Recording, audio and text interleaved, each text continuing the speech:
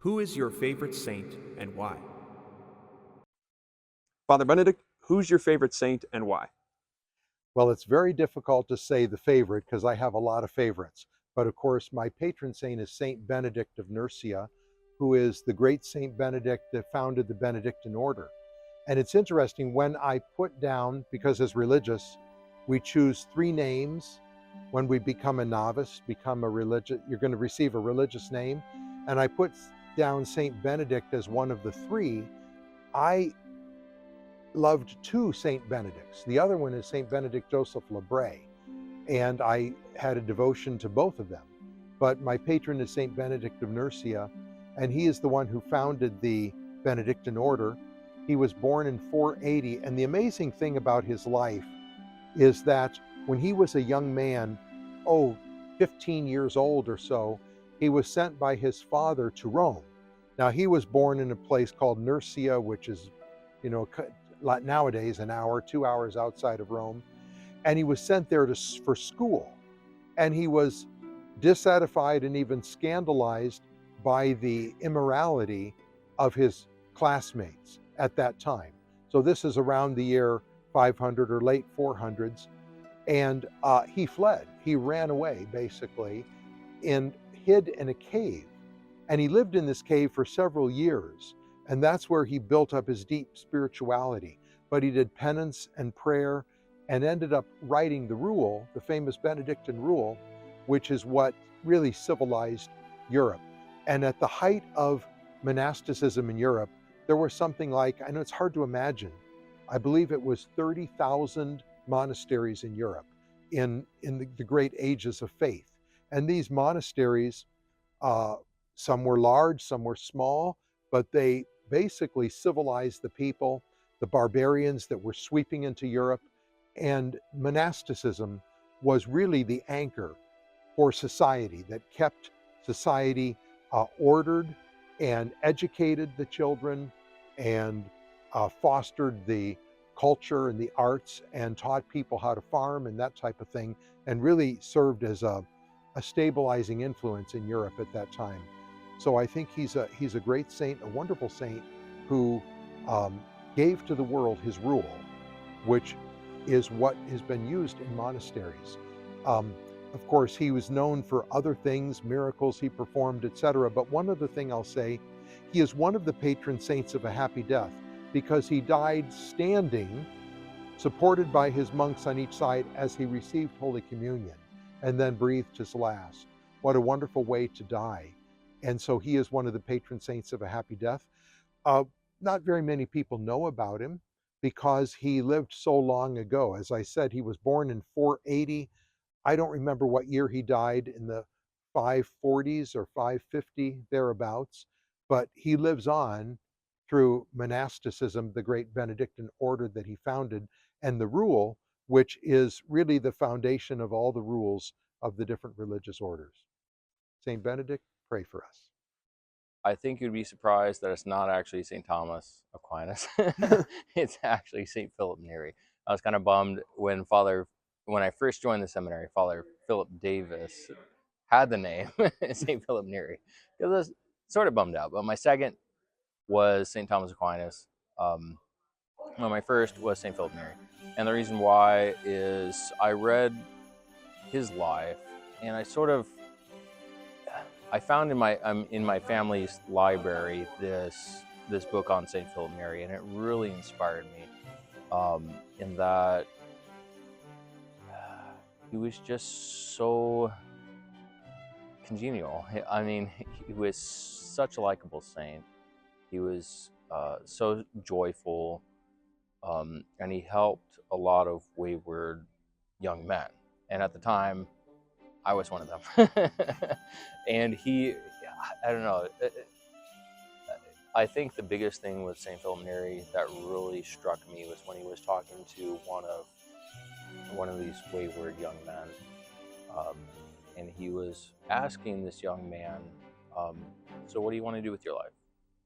He's like, well, I want to make money, I want to become a duke, I want to become these things. And after every question, St. Philip Neri was just like, okay,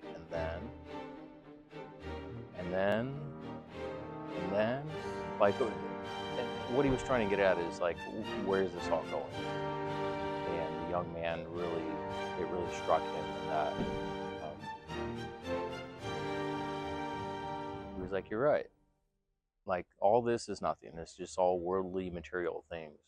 What is the true point of life itself? And that really struck me, because at the time I was sort of in the same spot. It was like, I wanted to do a million different things.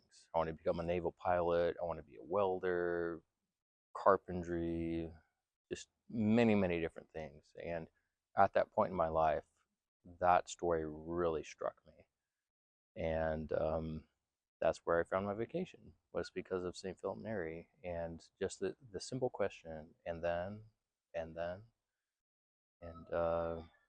yeah, everything sort of coalesced into this, what really matters, and it's your salvation, the salvation of souls. And that's what really struck me. So that's why he's my favorite saint. My patron saint is St. Gregory the Great, the greatest pope we've had. 1400 years ago, he codified the liturgy, codified the chant of the church, and organized things as they are. He set the Mass as we have it today. And Gregory the Great is my favorite saint, the one that I was blessed to receive in my holy profession. I would have to say my favorite saint is St. Thomas Aquinas.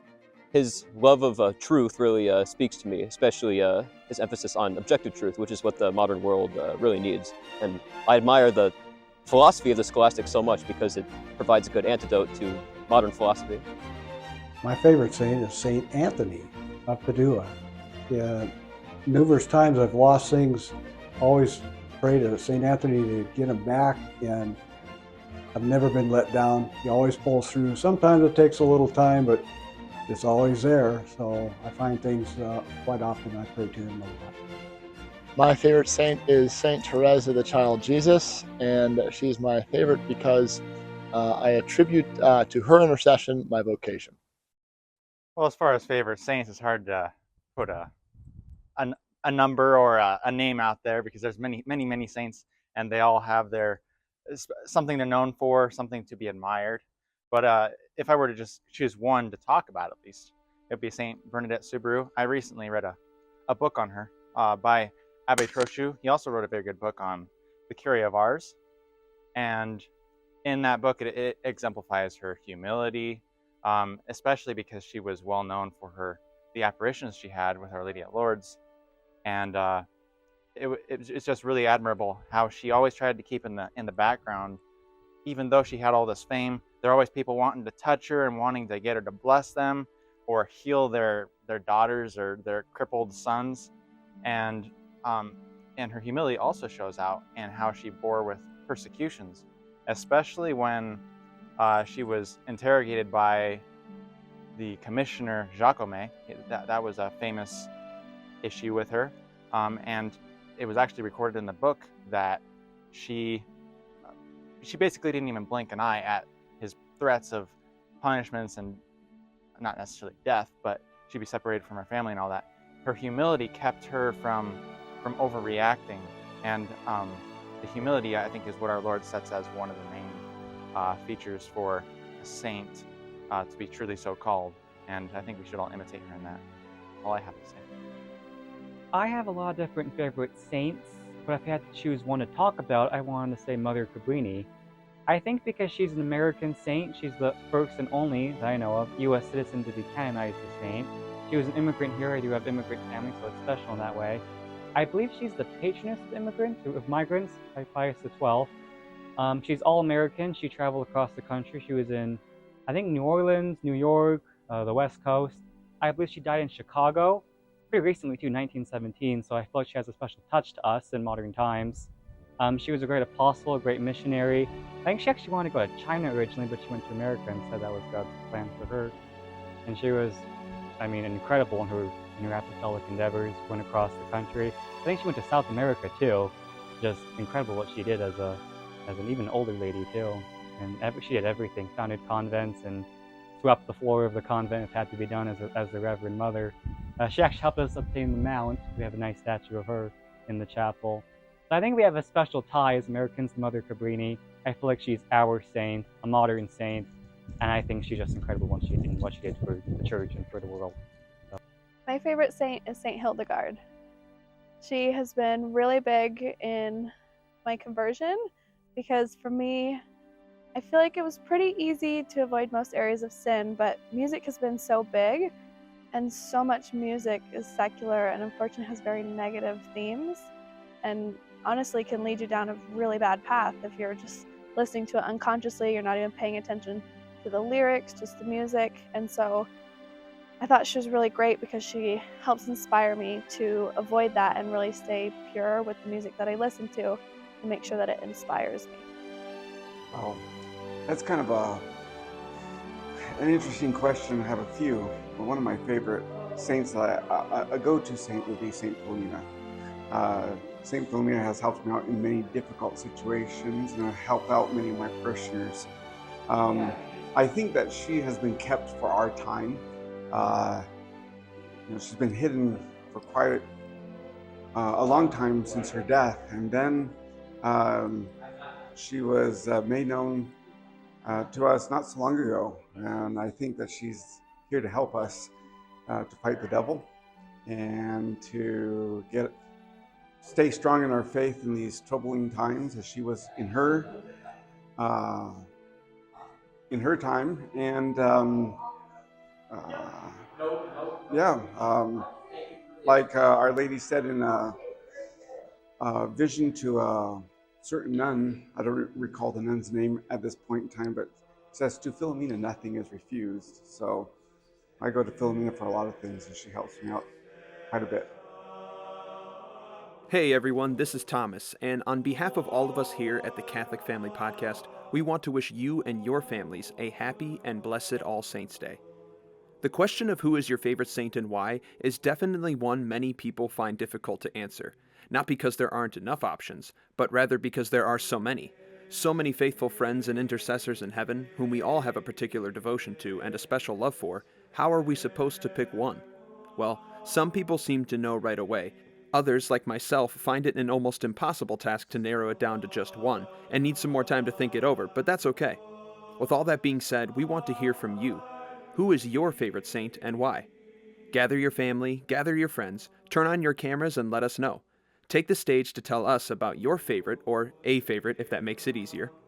Send in your clips to Kevin at kevin89davis@gmail.com to hopefully be featured on another installment in this little series on the Catholic Family Podcast, where we ask and answer the question, who is your favorite saint and why? Blessed be God in his angels and in his saints.